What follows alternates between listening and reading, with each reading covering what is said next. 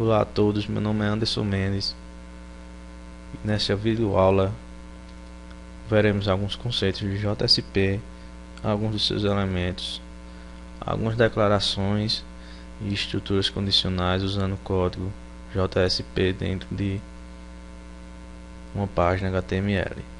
Vamos ver também como criar uma estrutura mínima para o funcionamento de um aplicativo web Java. Eu vou mostrar para vocês também. Vamos dando continuidade nessa videoaula. Nós temos a definição do que é JSP, né? A sigla JSP quer dizer Java Server Pages, que é uma tecnologia voltada para o ambiente web, para o desenvolvimento de páginas web, com a apresentação de conteúdo dinâmico e conteúdo estático. Porém, a maior finalidade do JSP é a apresentação de conteúdo dinâmico. E o porquê disso? Conteúdo estático por si só, ele pode ser apresentado através de uma página HTML pura, simples, só com código HTML. Então, através de links é que se pode mudar essa página HTML, mas não tem nenhuma interação do usuário para mudar. Já uma página dinâmica, existe uma interação por parte do usuário ou de forma automática, que é enviado dados para o servidor e a partir desses dados a página é modificada dinamicamente. Já no estático não. Então a maior finalidade do JSP é justamente gerar páginas dinâmicas para o usuário. No ambiente de JSP nós temos algumas características que são importantes. Eu irei citar algumas dessas características. De início, uma delas é que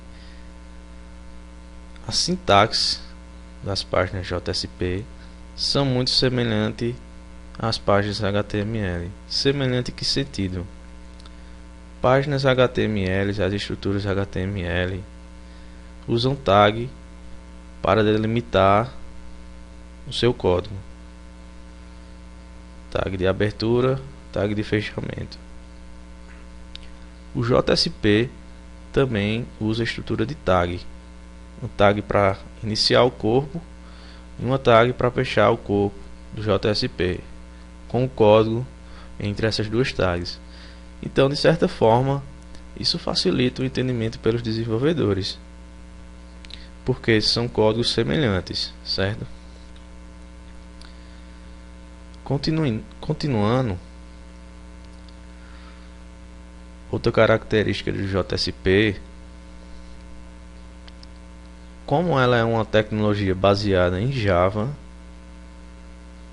no final das contas, a página JSP é transformada em código Java pelo JSP Engine do servidor web, certo? Então, o que é que acontece? Nós temos lá no nosso servidor de aplicações uma estrutura de um aplicativo web. Lá nós temos uma página JSP, certo? Então, quando o usuário, através do navegador, requisita essa página JSP que está no nosso servidor, o servidor web ele verifica que o recurso solicitado foi uma página .jsp e captura essa página JSP para ser processada. E dentro do servidor web existe o JSP Engine. Ele é o responsável por pegar essa página JSP e transformar em código Java e processar esse código Java, que mais à frente será transformado em HTML e enviado totalmente em HTML para o usuário. E no âmbito dos servidores web, que é um software, um programa que fica em nosso servidor, nós temos diversos exemplos. Aqui está alguns exemplos: Classfish, JBoss e o Tomcat. O Tomcat está em vermelho porque é o servidor que vamos usar, e também é um dos servidores mais utilizados para Java.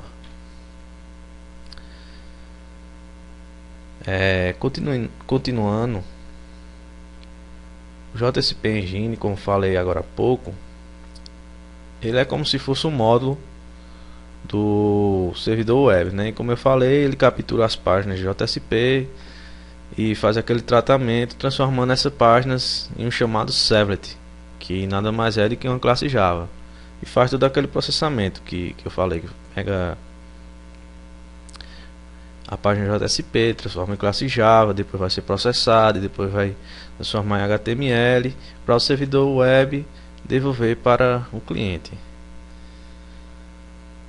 O servlet por si só, ele é uma classe Java, só que existe alguma hierarquia nesse servlet, nessa classe Java, que é o servlet, que embute alguns recursos para aplicações web, como trabalhar com algum dos protocolos de rede, HTTP, FTP, várias outras funções. Então, isso é o que difere um pouco uma classe normal de uma classe Java chamada de servlet.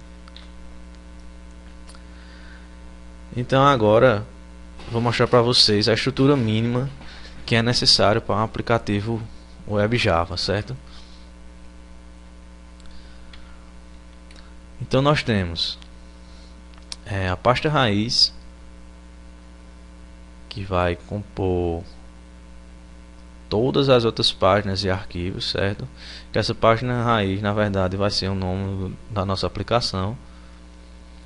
E aqui é onde contém HTML, imagens, páginas JSP, entre outras coisas. Temos o metainf, certo? Que é informações sobre a aplicação. Temos o webinf.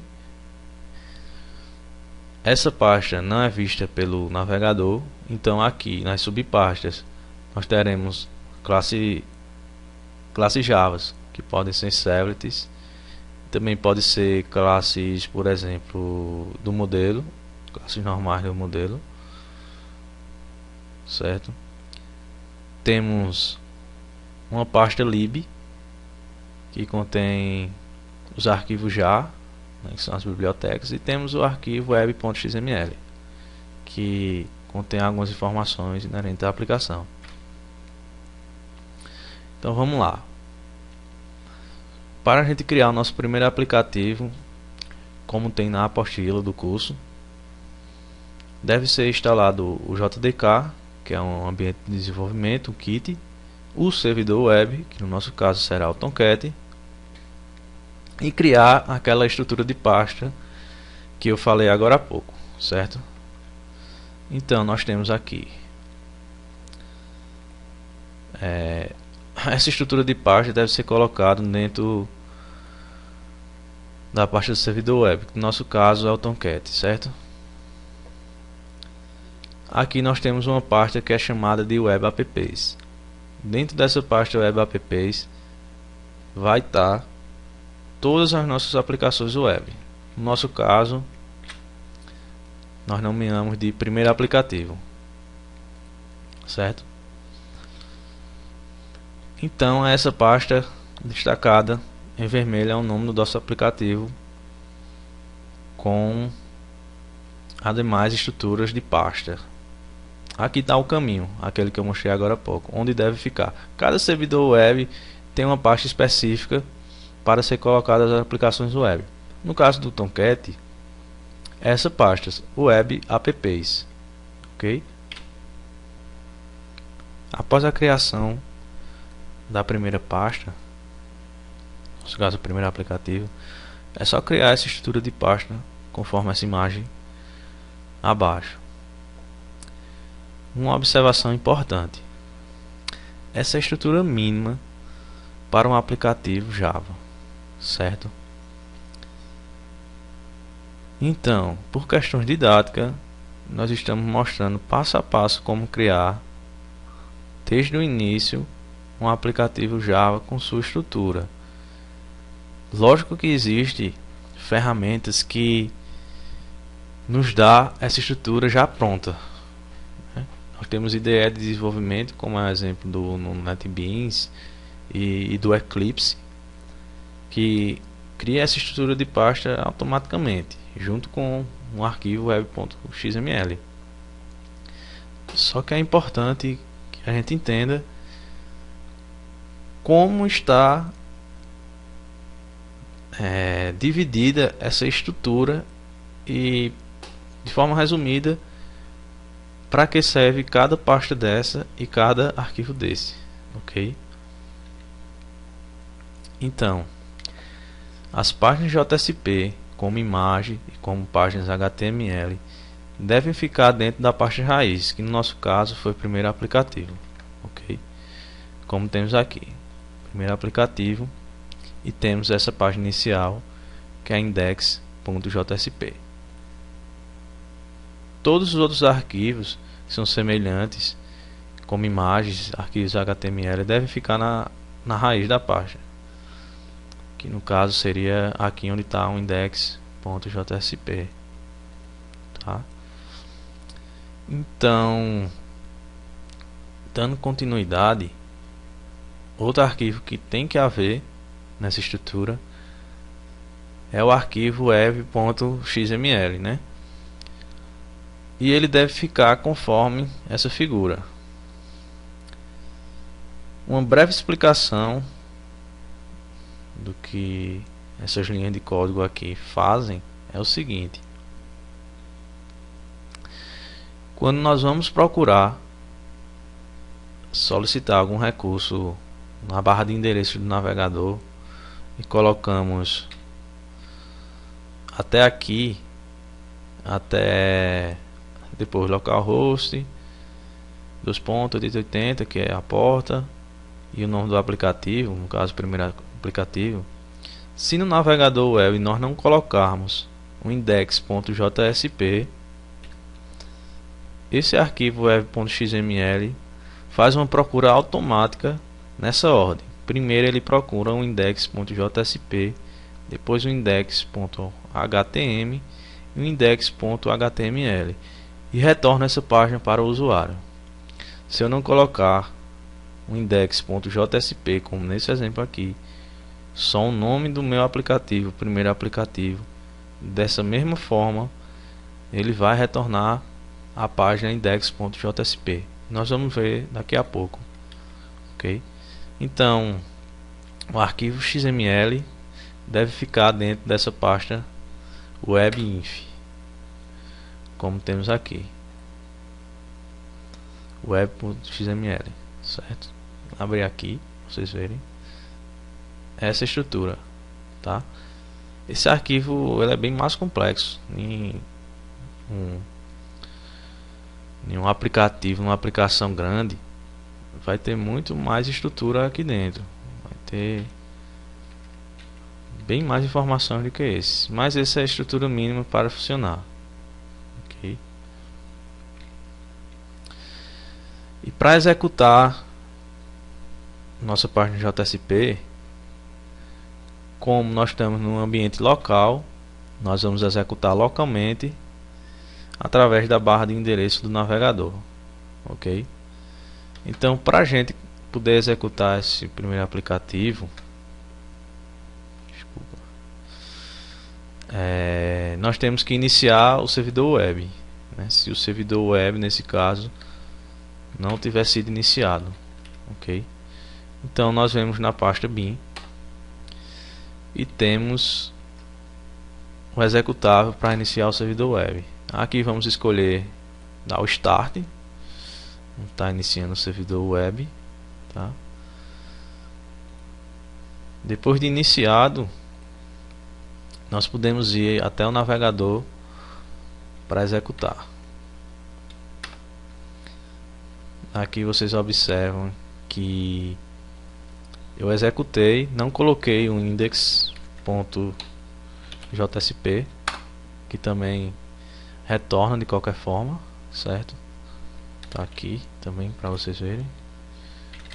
Aqui primeiro aplicativo, aquele exemplo que eu falei, que se eu não colocar, especificar o nome do arquivo, que nesse caso é index.jsp, por conta daquele arquivo web.xml, o recurso vai ser retornado para o cliente de toda forma. Vocês vão ver aqui. Tá aqui. A página foi retornada para o cliente sem especificar o nome do arquivo. Aqui está especificado o nome do arquivo e aqui não. Isso por conta daquela estrutura web XML, certo? Então, eu tenho o arquivo index.jsp, que é uma páginazinha simples, só por exemplo, e o web.xml, certo? Então essa é a estrutura mínima para o funcionamento de uma aplicação web Java, tá? Continuando, no JSP nós temos os chamados elementos JSP. Nós temos algum desses elementos. O primeiro elemento JSP que nós temos é chamado de diretivas. Para que servem as diretivas? As diretivas são usadas nas configurações da página JSP, né? E de acordo com a diretiva, ela envia para o servidor web, para o container que está dentro do servidor web, algumas informações de configuração dessa página. Então vamos lá. Dentro da diretiva nós temos 3 itens. O page, né? Que o page envia informações da página em si, como o import, por exemplo, né? que vai dizer o que nós vamos usar nessa página JSP, importação de uma classe, por exemplo, session e outras coisas mais. Outro item que nós temos, que é bastante interessante, eu queria destacar um pouco ele, que é o include. Com include você pode adicionar arquivos em certas posições da página. Podemos dar como exemplo, nós temos um arquivo principal de trabalho, supor que seja o index.jsp, e a partir dessa página do index são chamadas várias outras páginas dentro do meu site. E, em geral nós temos no rodapé algumas informações do site, quem fez, contatos, outras informações. Então, para a gente não ficar repetindo esse código em toda a página do nosso site, toda página a gente está repetindo, o que a gente pode fazer? A gente pode usar um include e incluir esse rodapé com as informações. Então, em toda página JSP de nosso site, a gente apenas, em poucas linhas de código, coloca um include, inclui essa página pronta e fica o site completo com a informação do rodapé, sem você precisar estar repetindo o código em toda a página. É só colocar um include. É muito interessante essa função, tá? Então, o próximo item da diretiva é o taglib. Em resumo, são as bibliotecas que nós vamos usar na nossa página. O outro elemento que é bem importante também é o scripting. O script, na verdade, ele é o próprio código Java. Numa estrutura de script, nós colocamos o código Java, seja para declarações de variáveis, métodos, instanciação de objetos, estruturas, né?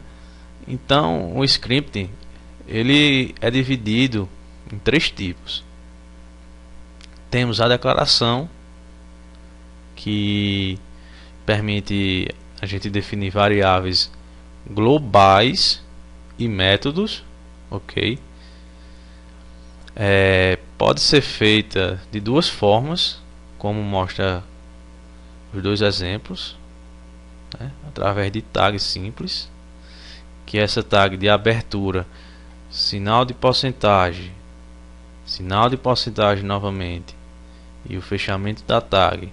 Geralmente é dessa forma que é feita a sintaxe JSP. A exclamação aqui é o diferencial para dizer que é uma declaração, tá?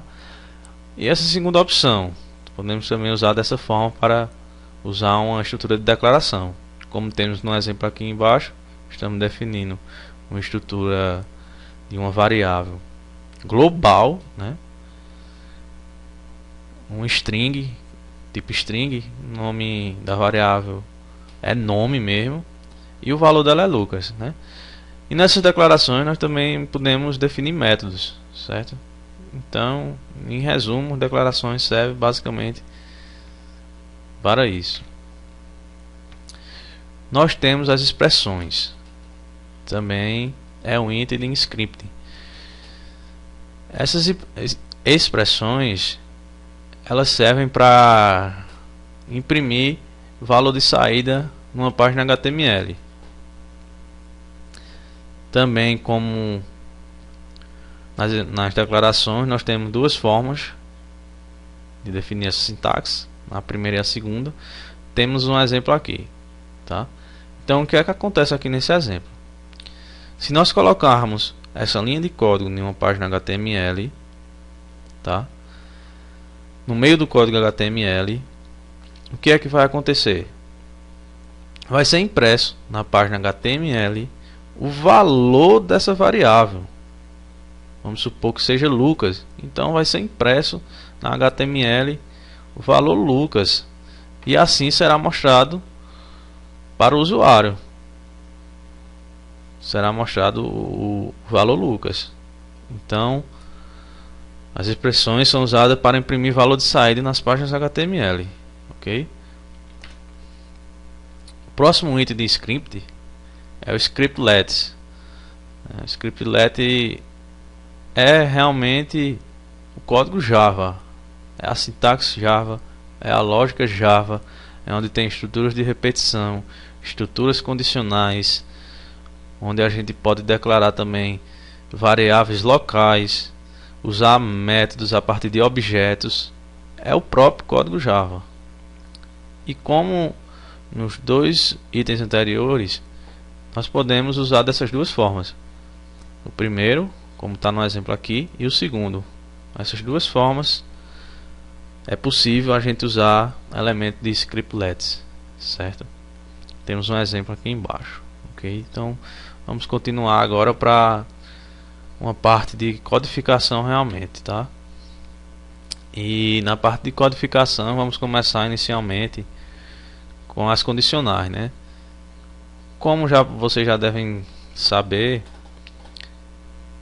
as estruturas condicionais é basicamente a mesma sintaxe de Java. Por ser código Java, é sintaxe de Java. Então, nós temos o if, que é aquela estrutura condicional mais básica que temos, né? Aqui tem um exemplo. Se visitante for igual a nulo, então o visitante vai receber o valor mundo, né? E depois você pode perceber que tem uma parte aqui de código HTML, o alô, a vírgula, e após aquele item de scripting de expressões. Então isso aqui vai fazer a impressão na página HTML. Para o usuário vai aparecer olá, vírgula, mundo, certo? Então esse é o primeiro caso de estrutura condicional, o if. Nós temos o if else também, que como em Java é aquela estrutura: se uma condição for satisfeita, vai executar certa quantidade de código, um bloco de código. Caso contrário, será executado outro bloco de código. Nós temos o if aninhado, né, que é o if com else e if else, né? Temos um exemplo aqui onde é adicionado nessa variável total de votos a soma de votos de A, B e C. Então tem um código, uma lógica aqui para se verificar, e se as condições não forem sendo satisfeitas, vai sendo executado. Caso não, ele verifica outra condição e coloca o if novamente, verifica outra condição. Se for executado, se for verdadeiro, aliás, executa o código, se não, parte para outra, e assim sucessivamente. Tá. E para finalizar, nós temos switch, né, que é o chamado case. suíte, como vocês podem ver no exemplo, tem o suíte, tem o argumento que vai ser verificado e tem os casos. Caso o valor 0, vamos supor aqui que seja caso 1, se for caso 1 ele vai executar esse bloco de código. Quando encontrar o break, ele vai sair do suíte e continuar o fluxo normal de execução do código. Temos aqui 3 tipos de case, aliás, 3 valores para case: case com valor 0, case com valor 1 e case com valor 2. Cada um executando o seu bloco de código e após o break para sair do suíte e continuar a execução normal do código, tá? Com isso terminamos nossa videoaula, certo? E até a próxima.